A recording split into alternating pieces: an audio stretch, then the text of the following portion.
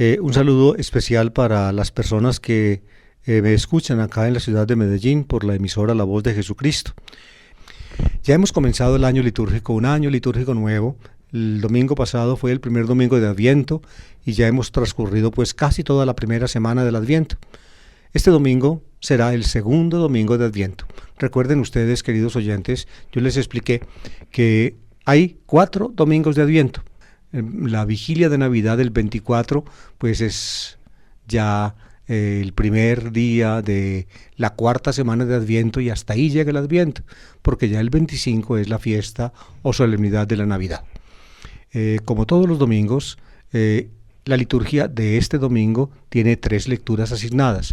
Como estamos en el ciclo A de los domingos, entonces el Evangelio será tomado de San Mateo. Yo les he explicado eso muchas veces. Hay 3 ciclos, el A, el B y el C.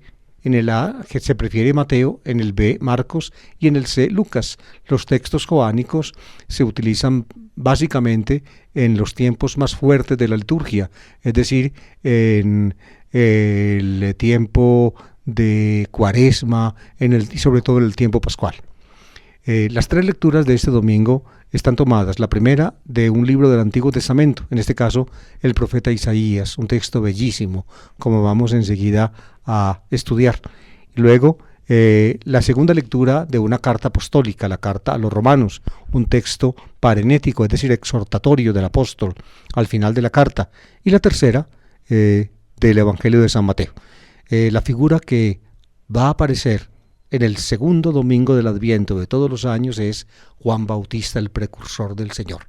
El domingo pasado, ustedes recuerdan, el Evangelio nos hablaba de la última venida del Señor, de su venida en gloria, de la parusía del Señor, como la llama Mateo. Este año ya, digámoslo así, regresamos del futuro esperado al presente o al pasado cumplido. Jesús vino al mundo y Juan Bautista, con su predicación y con su actividad, preparó el ministerio de Jesús.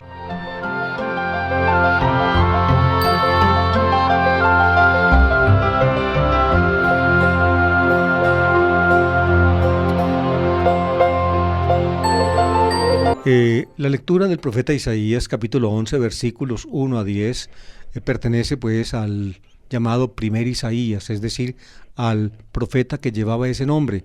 Es un texto que básicamente pues se refiere a la actividad personal de Isaías en Jerusalén, después de la amenaza que tuvo el reino judío con el rey Acaz y su hijo el rey Ezequías, que estaba muy pequeño cuando ocurrió esa amenaza. Los sirios, cuya capital era Damasco y cuyo rey se llamaba Razín, y los israelitas, los del reino del norte, cuya capital era Samaria y el rey se llamaba Pekaj, incitaron al rey Acaz a que se rebelara junto con ellos contra Siria. Y Acaz, aconsejado por Isaías y por la razón natural, se dio cuenta de que no podía ser semejante desacato a un imperio tan grande y tan poderoso como Asiria, y no se unió a esos reyes. Entonces ellos lo atacaron. En ese contexto, o de ese contexto histórico, se conservan partes muy importantes del libro de Isaías, una de las cuales ya, digámoslo así, en vistas al futuro rey, al hijo de Acaz, llamado Ezequías, que fue un rey judío muy importante, prácticamente el más, junto con Josías, los más importantes reyes después de David.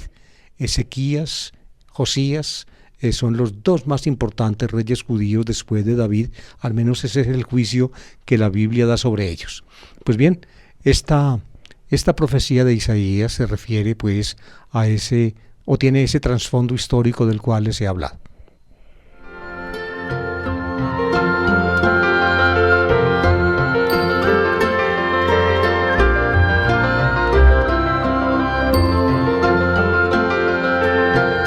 En aquel día brotará un renuevo del tronco de Jesé, un vástago florecerá de su raíz.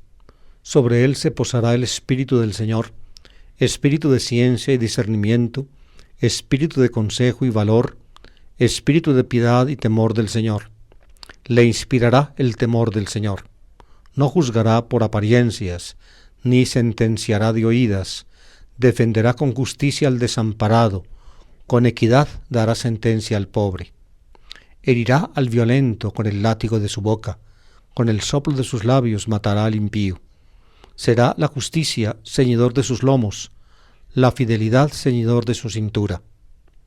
Habitará el lobo con el cordero, la pantera se tumbará con el cabrito, el novillo y el león pasarán juntos, un muchacho pequeño los pastoreará. La vaca pastará con el oso, sus crías se tumbarán juntas. El león comerá paja con el buey, el niño jugará con la ura del áspid, la criatura meterá la mano en el escondrijo de la serpiente. No hará daño ni estrago por todo mi monte santo, porque está lleno el país de la ciencia del Señor, como las aguas colman el mar. Aquel día la raíz de Jesé se erguirá como enseña de los pueblos, la buscarán los gentiles, y será gloriosa su morada.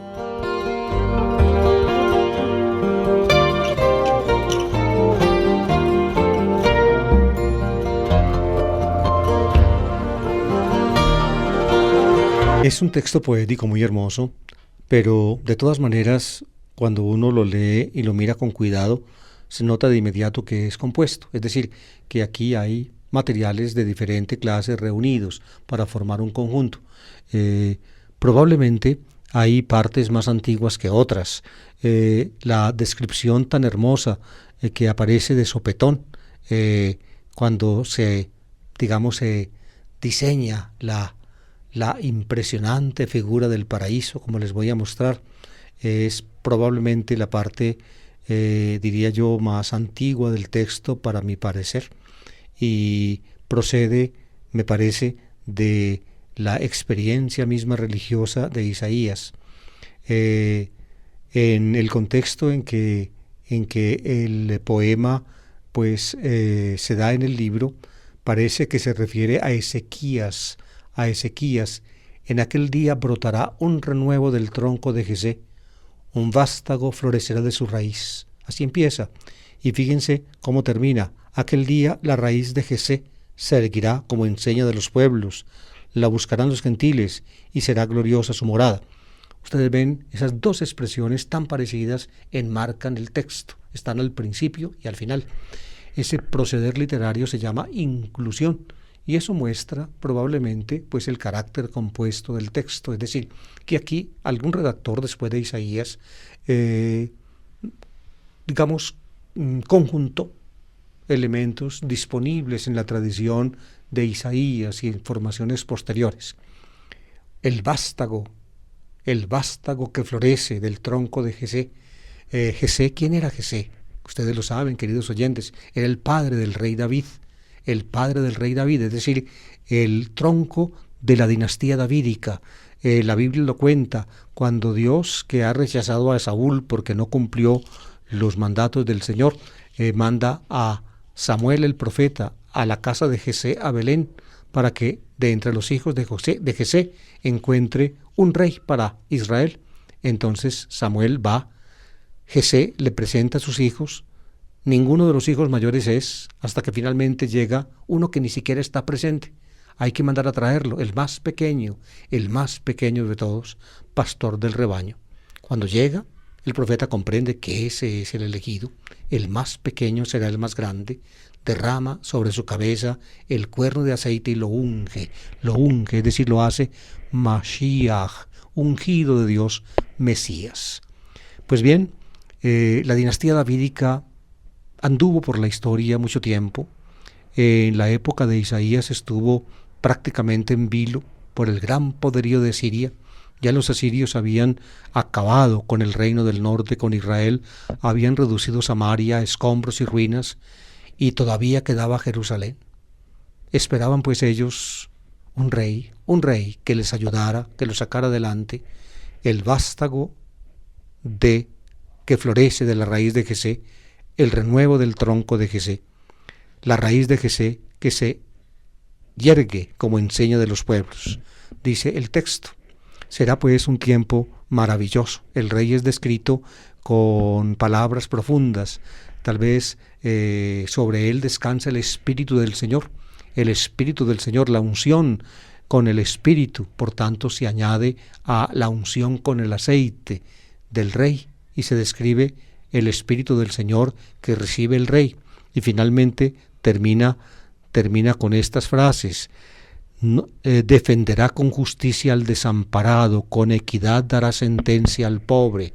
El Hijo de David, precisamente ese rasgo del Hijo de David de ayudar al desamparado, de favorecer al pobre, era muy importante en la época de Jesús. Por eso a él los desamparados, los pobres, los ciegos, lo llamaban Hijo de David, ten compasión de mí, como hace el ciego de Jericó. Laudamos te, benedicimos te, adoramos te, glorificamos te. En esta descripción del rey Mesías, fíjense bien, donde, digámoslo así, en alguna forma se alude a la realidad de la historia concreta, de la verdad que ocurre en este mundo, se añade entonces, como en un inciso dentro del texto, una preciosa descripción del paraíso.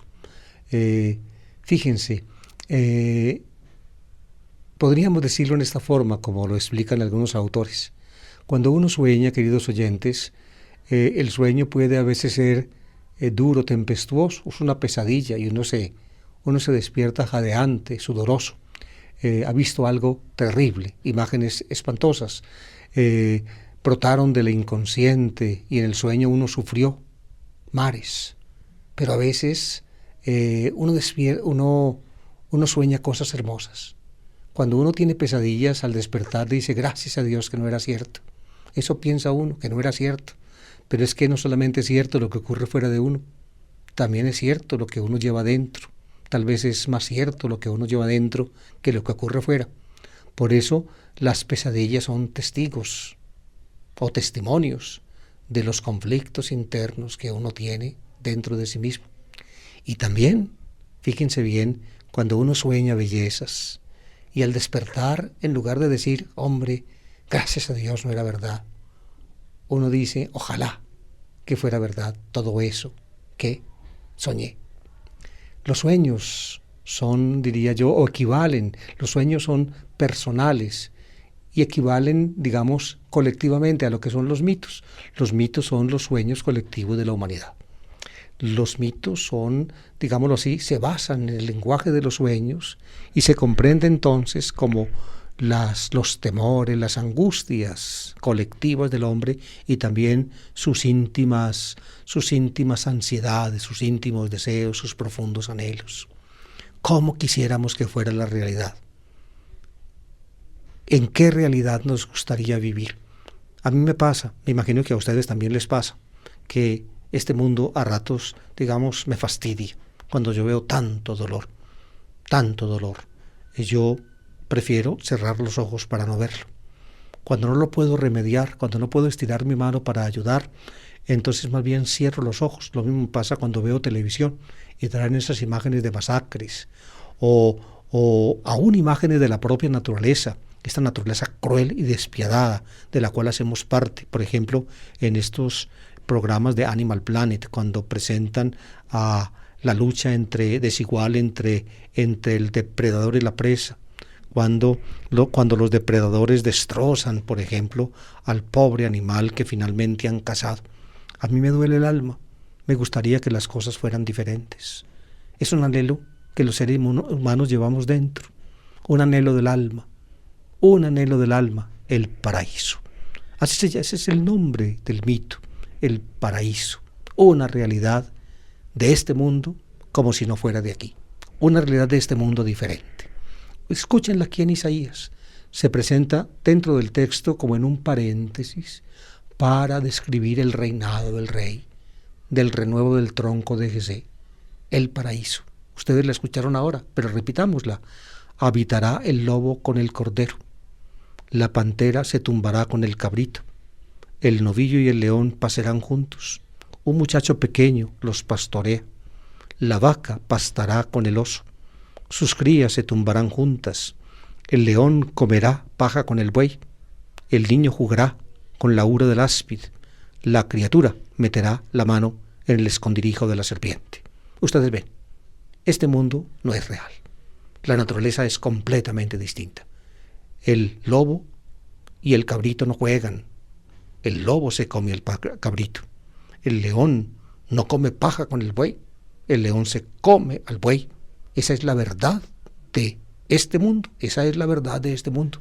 Pero los sueños del hombre de paz, de tranquilidad, de armonía, desde dentro le sugieren otra cosa. Lo impulsan hacia otra cosa. A ver una realidad, a construirla desde dentro de sí, a ponerla como si estuviera afuera. Precisamente ese es el mito. Por tanto, el mito tiene su realidad. No tiene una realidad externa fuera de uno, pero tiene una realidad interna dentro de uno.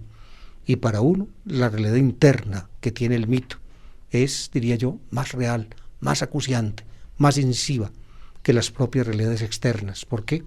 Porque el mito, es decir, el sueño, le abre a uno horizontes que finalmente desde dentro le son dados. Por eso, diría yo, y aquí viene la interpretación teológica de este lenguaje. Finalmente, hay que creer en Dios para darle crédito a la belleza y la armonía de las realidades internas de la vida.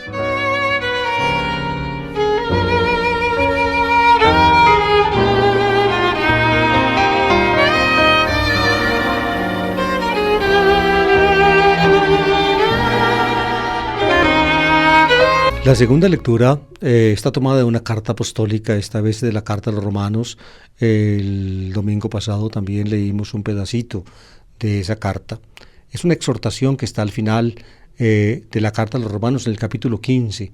La carta a los Romanos tiene dos grandes partes. La primera es, digamos, teológica, doctrinal, o comprende los capítulos 1 al 11. Luego del 12 en adelante, Pablo aconseja, amonesta, exhorta, es la parte parenética de la carta. Esta es, pues, esta parte, lo que vamos a escuchar el próximo domingo, y ahorita lo voy a leer yo, es el final de la parenesis paulina, de la exhortación paulina de la carta a los Romanos. Dice así en el capítulo 15, versículos 4 a 9.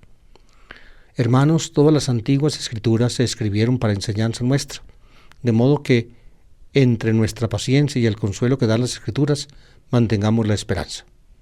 Que Dios, fuente de toda paciencia y consuelo, os conceda estar de acuerdo entre vosotros, como es propio de cristianos, para que unánimes a una voz alabéis a Dios y Padre de nuestro Señor Jesucristo. En una palabra, acogeos mutuamente como Cristo os acogió para gloria de Dios. Quiero decir con esto que Cristo se hizo servidor de los judíos para probar la fidelidad de Dios, cumpliendo las promesas hechas a los patriarcas. Y por otra parte, acoge también a los gentiles, para que alaben a Dios por su misericordia. Así dice la Escritura: te alabaré en medio de los gentiles y cantaré a tu nombre.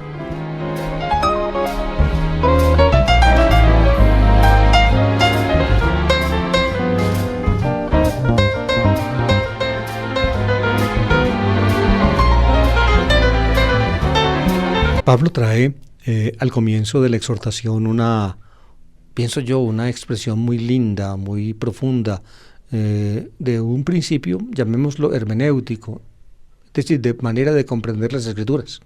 Él dice que las antiguas Escrituras se escribieron para enseñanza nuestra, nos enseñan. ¿Y qué nos enseñan? Nos enseñan básicamente esto, ténganlo en cuenta, queridos oyentes, ustedes que aman la Biblia, que probablemente pertenecen a grupos bíblicos, que van a grupos de oración donde la Biblia se maneja. Fíjense, de modo que entre nuestra paciencia y el consuelo que dan las Escrituras, mantengamos la esperanza. Es decir, es para mantener la esperanza, las Escrituras, para mantener la esperanza. No es para confundirlo a uno, ni para atormentarlo, ni para llenarlo de angustia. A veces, fíjense bien, y esto depende en buena parte de las personas que dirigen los grupos, o que predican, o que enseñan, utilizan la Biblia, digamos, para fustigar a la gente, para acosar a la gente, y en el fondo entonces cuando la gente escucha ese mensaje, en lugar de ganar consuelo, como dice aquí San Pablo, lo que gana es angustia, desconsuelo y tormento. Van a un grupo de oración y salen de él creyendo que ya están en la antesala del infierno. Ojo pues, que según Pablo, las escrituras, las antiguas, es decir, el Antiguo Testamento,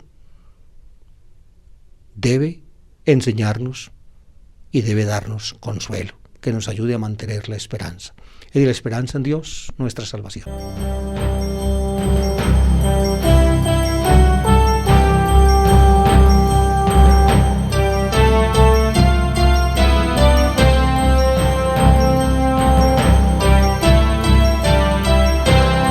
Fíjense, queridos oyentes, cómo Pablo va construyendo el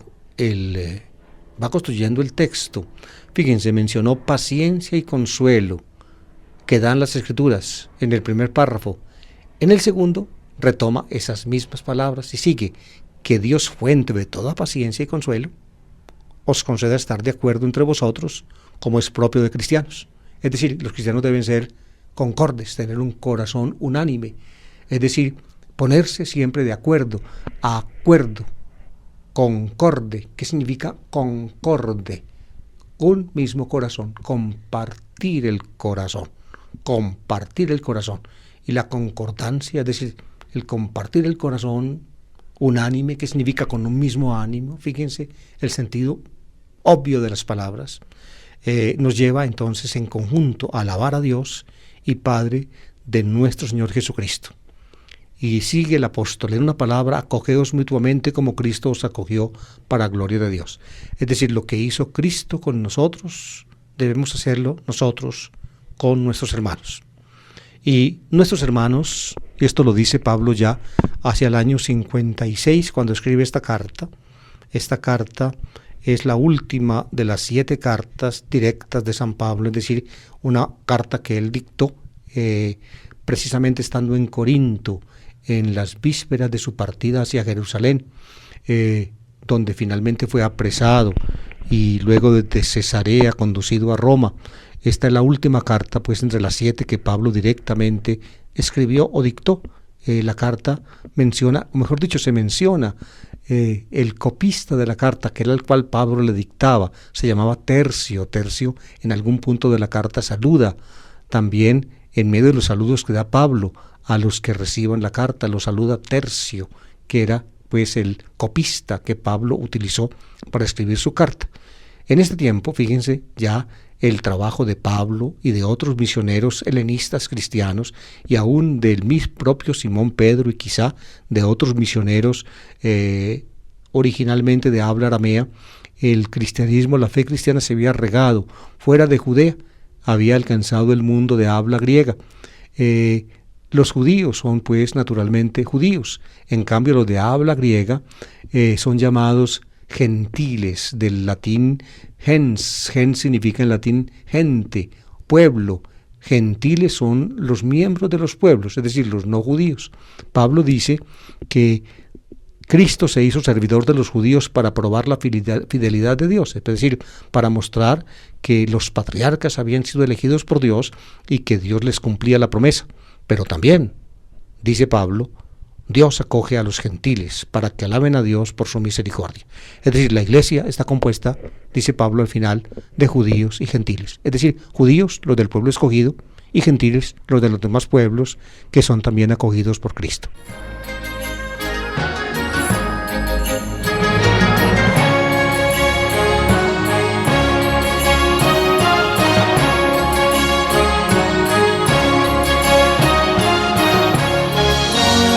Estamos en el ciclo A, este año litúrgico, el ciclo A, por eso el Evangelio que vamos a escuchar enseguida está tomado del Evangelio de San Mateo. Les decía yo que todos los años, en el segundo domingo de Adviento, la Iglesia nos presenta la figura de Juan el Bautista, el precursor de Jesús, como lo consideró el cristianismo desde antiguo, el precursor del Señor, es decir, el que caminó delante de él, el que corrió el camino antes de que Jesús lo corriera, precursor. Cursor, del verbo currere en latín, que significa correr. El que corre antes es el precursor. Por eso en los computadores se llama cursor esa señalcita que se mueve de una parte para la otra. El cursor, la raíz es currere en latín, currere. Pues bien, Nos presenta pues la liturgia a Juan Bautista el precursor de Jesús. Esta vez pues tomamos el texto de San Mateo. Mateo capítulo 3 habla de Juan Bautista, Lucas también habla de Juan Bautista en el capítulo 3 y Marcos habla de Juan Bautista en el capítulo 1. ¿Por qué? Porque en Marcos no hay nacimiento de Jesús, infancia de Jesús, en cambio en Mateo y Lucas sí. Por eso lo de Juan Bautista en Mateo y Lucas va al 3, en cambio Marcos va al 1 capítulo. También en el Evangelio de Juan se habla de Juan Bautista en el capítulo 1. Fíjense, la tradición cristiana del Evangelio comienza siempre con la figura de Juan Bautista. Por eso, significativamente, al comenzar el año litúrgico, en el segundo domingo del Adviento ya, pues la Iglesia nos presenta esta figura y la pone frente a nuestros ojos como alguien que señaló al Señor y también señaló el camino que el Señor iba a recorrer.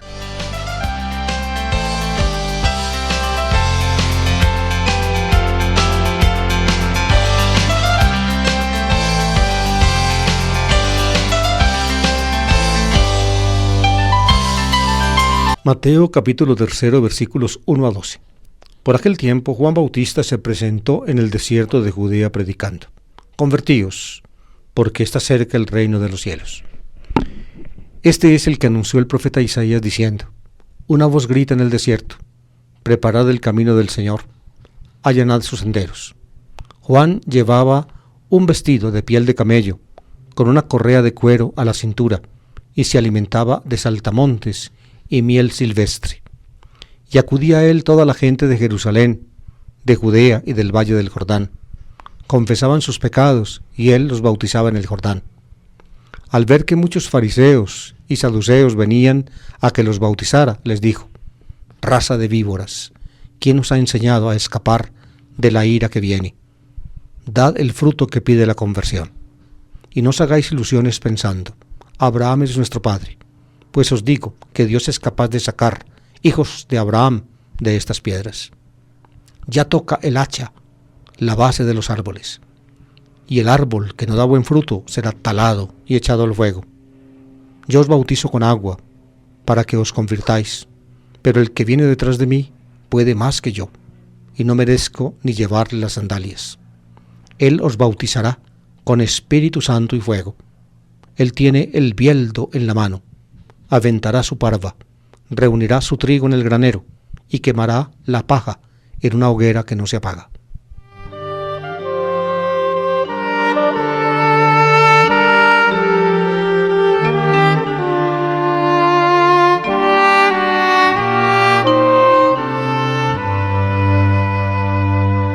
Amables oyentes, es un texto que al final le produce a uno escalofríos. Escuchar esas frases de Juan tan terribles le produce a uno escalofríos. Al comienzo, Mateo presenta aquí, digamos, su propia concepción de la actividad de Juan Bautista. Fíjense, pone en boca de Juan Bautista el mismo mensaje que luego va a decir Jesús. Mateo es el único de los evangelistas que presenta el mensaje de Juan como idéntico con el mensaje de Jesús. En Lucas no, en Marcos tampoco, el Evangelio de Juan pues mucho menos. En cambio Mateo sí. Para Mateo pues Juan y Jesús predican lo mismo. Así comienza el Evangelio. Juan Bautista se presentó en el desierto de Judea predicando. Kirison es la frase o el verbo que emplea Marcos y también Lucas. Este es el mensaje de Juan: convertíos, metanoite, porque está cerca el reino de los cielos. Hoti ingiken y basilia ton uranon. Esa misma frase aparece en el capítulo 4 en boca de Jesús. Según Mateo, pues Juan y Jesús predicaron lo mismo. Metanoite, convertíos. Hoti ingiken, porque está cercano. Y basilia ton uranon, el reino de los cielos. Un detallito interesante para que lo conozcan. Fíjense, Mateo casi sistemáticamente cambia la expresión de Marcos, el reino de Dios, y basilia tu theu, por la expresión el reino de los cielos, y basilia ton uranon. ¿A qué se debe el cambio? Pues yo pienso que se debe a la tendencia judía y también judeocristiana de evitar la pronunciación del nombre divino. Entonces, para no decir Dios, se utilizaban, diría yo, circunloquios, es decir, palabras diferentes. Una de ellas es cielos. El reino de Dios, pues, es el reino de los cielos. El reino de los cielos es lo mismo que reino de Dios. Reino de Dios utiliza Marcos, muy de vez en cuando Mateo. Mateo utiliza básicamente la expresión y Basilia ton uranon. Nosotros tenemos la tendencia, amables oyentes, por nuestra formación tradicional cristiana, de entender el reino de los cielos como algo que está allá arriba, el cielo, es decir, algo que no es este mundo. En boca de Jesús no era así. Cuando Jesús, y aquí Juan, dice, el reino de los cielos está cerca, quiere decir que la obra definitiva de Dios ya está en ejecución. Dios ya está a la obra. Por tanto, convertíos, metanoite, así lo dice Jesús y también Mateo. Metanoite, la metania significa en griego cambio de mente. La palabra conversión que se usa acá para traducir el término griego metanoite, convertíos. La palabra pues convertíos tiene otro sustrato imaginativo. Está detrás en hebreo el verbo shub. Shub en hebreo shubu se diría, convertíos en hebreo shubu, y posiblemente en arameo se dice lo mismo. Posiblemente Jesús pudo emplear esa expresión shubu, pudo, digo yo, porque no se sabe con certeza. En todo caso, fíjense, conversión significa ir uno por un camino y comprender en algún momento que va mal encaminado, detenerse y dar marcha atrás. Eso es convertirse uno. No seguir avanzando por un camino equivocado y entonces dar marcha atrás, convertirse, volverse atrás, ir para atrás, al revés, reverso, echar reversa, ¿ven? Convertirse, reversa y convertirse vienen exactamente de la misma raíz, creo que ustedes lo entienden. Es lo que presenta el mensaje de Juan y el de Jesús. Es decir, es el momento oportuno, necesario, indispensable, de que cada cual revise su camino y que eche marcha atrás. ¿Por qué? Porque el reino de los cielos está cerca. Es decir, porque Dios está a punto de actuar. El énfasis de Juan es ciertamente, como vamos a ver enseguida, el juicio definitivo y terrible de Dios.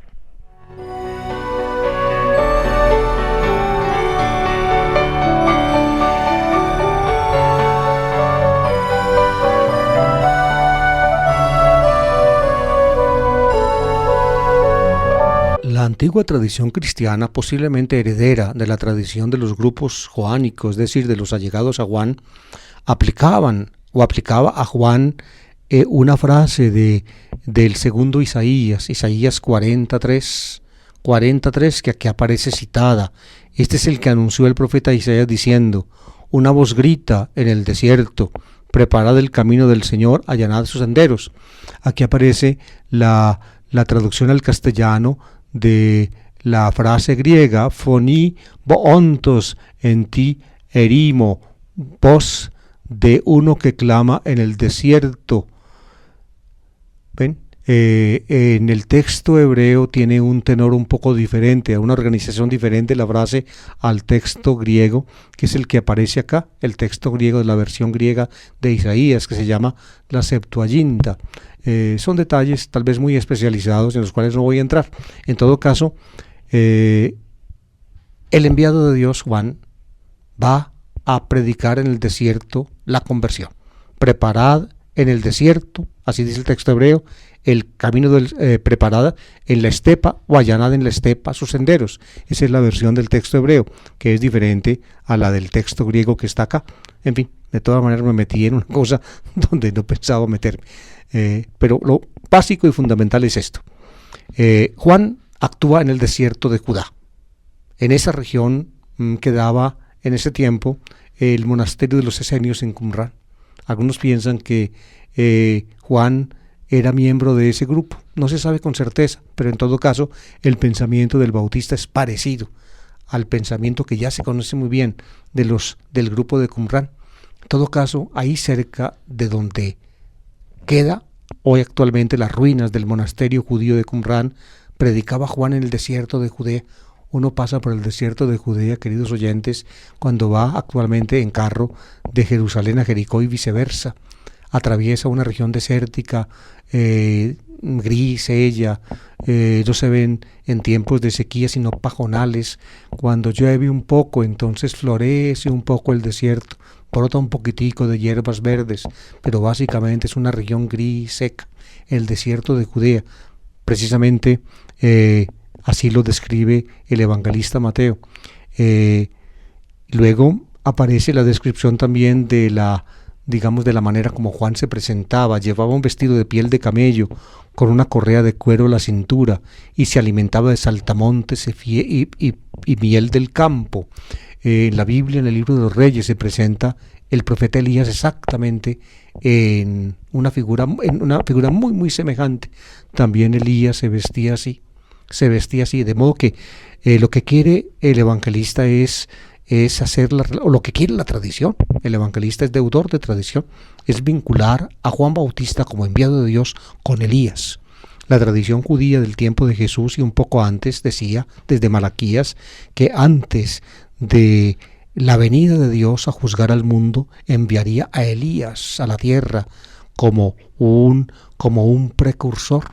Pues aquí aparece entonces Juan Bautista a la luz de esa comprensión de la venida escatológica, es decir, definitiva y última de Elías como precursor de Dios.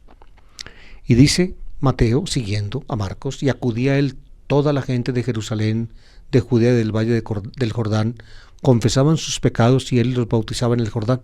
Confesaban sus pecados, correspondiendo a la invitación que hacía Juan, metanoite, convertíos. Por eso confesaban sus pecados. Y cuando confesaban sus pecados, es decir, reconocían necesitados del perdón de Dios, entonces Juan practicaba con ellos un rito simbólico muy significativo. Los introducía en el agua del río y los hundía y luego los volvía a sacar. Baptisin es el verbo griego, una forma intensiva del verbo baptin, que en griego significa hundir. Los hundía y los sacaba. ¿Qué quiere decir eso? Usted se hunde como en la muerte. Hay algo, usted muere a su antigua condición y usted nace a una vida nueva. Usted vuelve a nacer, usted comienza a vivir, usted es un ser nuevo. Eso es lo que quería decir el rito bautismal de Juan. Ustedes ven que es un rito simbólico altamente significativo. El cristianismo tomó ese rito bautismal de Juan, ustedes saben, y lo reinterpretó, lo releyó y hasta hoy, pues, perdurablemente se usa.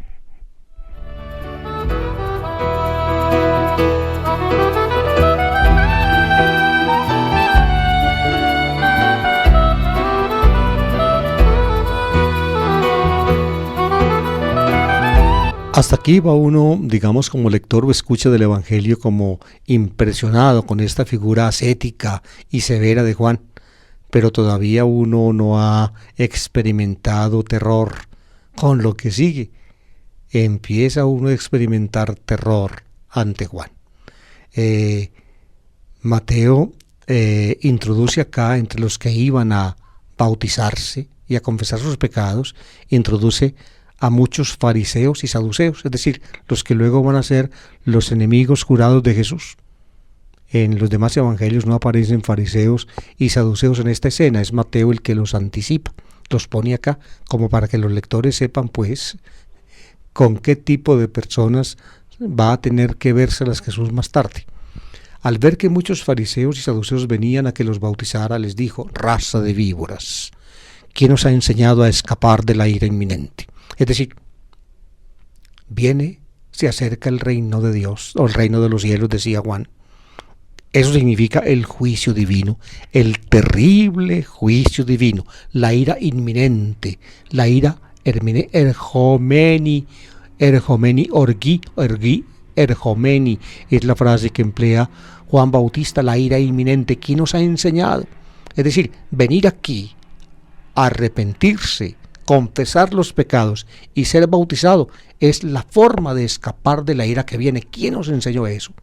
¿Qué están haciendo ustedes aquí? ¿Quién les enseñó que esta era la única manera como se puede escapar uno de la ira de Dios que ya se va a manifestar? Eso les dice. Ustedes ven, no es ninguna palabra de bienvenida. Es una palabra sumamente dura, raza de víboras, es decir, seres venenosos, cuya mordedura mata.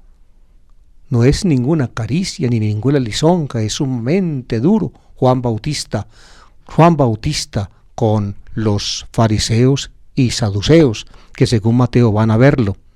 Y luego entonces les dice la frase decisiva: dad el fruto que pide la conversión. Metanoite, convertíos. La conversión debe producir un fruto, es decir, debe manifestarse en las obras.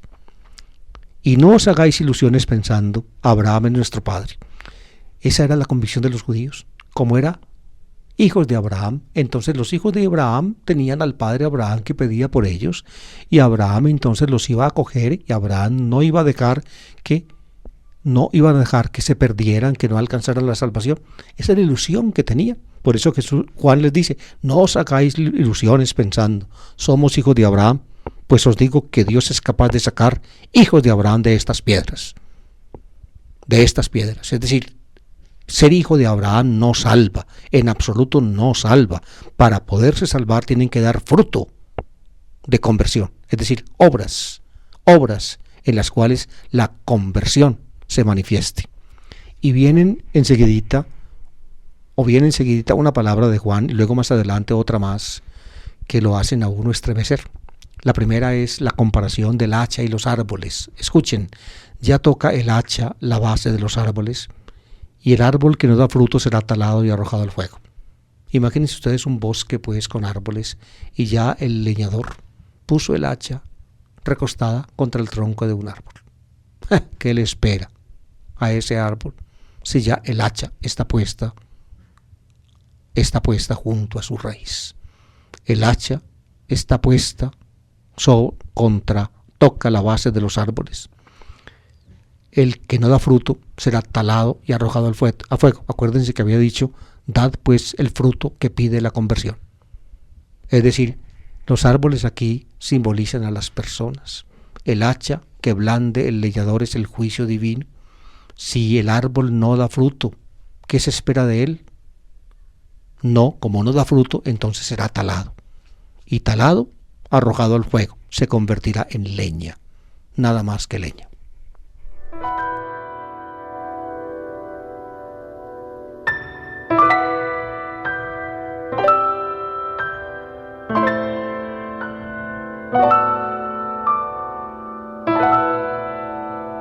Y aquí aparece entonces en la fuente que utiliza Mateo, aparece, digamos, el mensaje, llamémoslo cristológico, es decir, referido a Cristo en boca de Juan. Mateo, además de Marcos, que trae una frase parecida a esta, también tiene la fuente Q, que la conoce Lucas. Este pedacito de Mateo se basa tanto, es decir, tiene como trasfondo a Marcos y también a Q. Lucas y Mateo pues tienen aquí particularidades entre los dos que no están en Marcos. Entonces los que estudian críticamente estos textos hablan de la fuente Q como base también de Marcos. Son detalles un poco difíciles, críticos, pero es interesante que ustedes, amables oyentes, sepan que esos detalles están y que los investigadores los tienen en cuenta.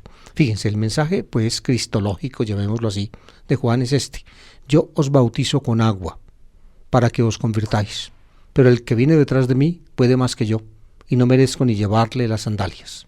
Él os bautizará con Espíritu Santo y fuego. Por tanto, hay dos bautismos. El que Juan hace es el bautizo con agua, y es para que se conviertan. Es decir, es, digamos, expresión de la voluntad que tienen aquellos que son pecadores, reconociéndote tales. Juan los introduce en el agua, los bautiza, mostrándoles que sus pecados han sido perdonados, que han sido purificados y que por tanto comienzan una vida nueva. Yo os bautizo con agua para que os convirtáis, pero viene otro detrás de mí, dice Juan. Los cristianos naturalmente entendieron esta frase de Juan, la refirieron a Jesús. la refirieron a Jesús. En el mensaje histórico de Juan, probablemente él pensó en esa figura misteriosa de la apocalíptica judía, que desde el libro de Daniel se llama el Hijo del Hombre, el Bar Nashá. La teología del Hijo del Hombre ocupa un buen lugar en el pensamiento judío de la época intertestamentaria.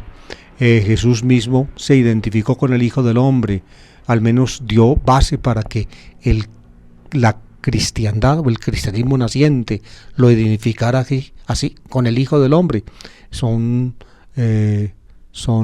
realidades muy estudiadas en la ciencia bíblica desde hace varios siglos. Pues bien, Juan sabe que alguien viene detrás de él y que ese alguien que viene es más que él.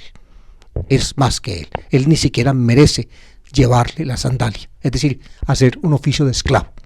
Ni siquiera hacer oficio de esclavo es lo que hacía un esclavo con el patrón. Le llevaba las sandalias para que se calzara.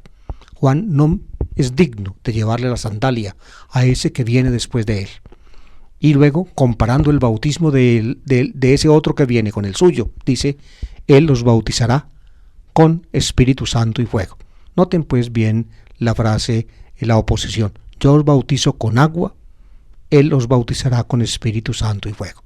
Agua es el bautismo de Juan. Espíritu Santo y fuego es el bautismo del que viene. Espíritu Santo, es decir, poder de Dios. Y fuego probablemente alude al juicio divino, al juicio último y definitivo de Dios. Acuérdense la mención de fuego en la palabra anterior del hacha puesta a la raíz del árbol. El árbol que no da fruto será talado y arrojado al fuego. Espíritu Santo y fuego. Espíritu Santo, es decir, los transformará. Pero está entonces también el recurso divino al juicio para aquellos que finalmente no quieran ser transformados.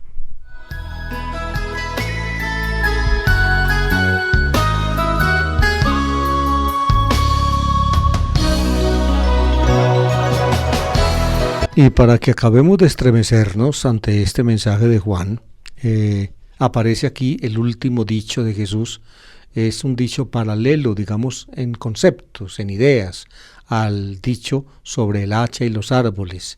Es otra imagen agrícola, hacha y árboles, y aquí es el bieldo. Fíjense las palabras españolas que utiliza el texto que yo tengo aquí frente a mis ojos.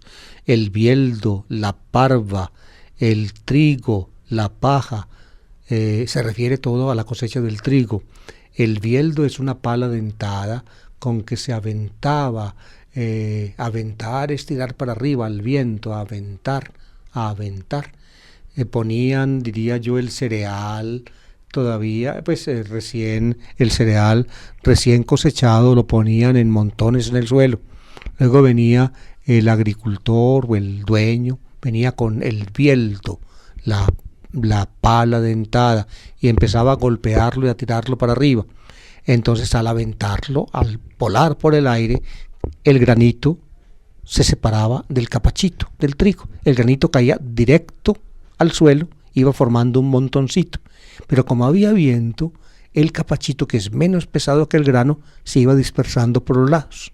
De esa manera se separaba el grano de la paja, el grano de trigo de la pajita del trigo, es decir, el capachito que envuelve el grano. Entonces ahí sí creo yo que ustedes pueden escuchar y entender el dicho. Él tiene el bieldo en la mano. ¿Quién es él? El que ha de venir, el que es más que Juan, al cual Juan no merece ni siquiera llevar a las sandalias, el Hijo del Hombre. Él tiene el bieldo en la mano, es decir, se va a comportar como un agricultor que va a trabajar su cosecha de trigo. Él tiene el bieldo en la mano, aventará su parva, es decir, la cosecha que tiene ya recogida, la tiene en el suelo en un lugar adecuado. Reunirá su trigo en el granero, la avienta y entonces, como les decía ahora, el grano se separa del capacho. Reunirá su trigo en el granero, los granos es lo que sirve, lo guarda, y quemará la paja en una hoguera que no se apaga. El fuego, otra vez. Fíjense 3 veces pues, aquí se aparece la palabra hoguera, la hoguera que no se apaga. De nuevo es terrorífico el texto, terrorífico, le dan escalofríos al oírlo. Ese es el mensaje de Juan, Queridos oyentes, Mateo dice que Juan, o pone en boca de Juan, el mismo mensaje de Jesús: convertíos porque está cerca el reino de los cielos. Pero a lo largo del Evangelio, nosotros vamos a escuchar que el tono de Jesús, el pensamiento de Jesús, digamos, era más benévolo, digámoslo en esa forma, que el de Juan. Por eso, fíjense, nunca llamaron los cristianos el mensaje de Juan evangelio, buena noticia. En cambio, el de Jesús sí. El de Juan nunca lo llamaron así, porque buena noticia no es decirle a uno raza de víboras, no es decirle a uno ahí tiene el hacha el hombre ya en la mano, no es decirle a uno lo van a tirar para arriba para que caiga lo bueno y se disperse lo malo. ¿Qué es usted, bueno o malo? ¿Qué es usted, trigo para el granero o paja para la hoguera? ¿Qué es usted? Eso decía Juan. ¿Será eso evangelio?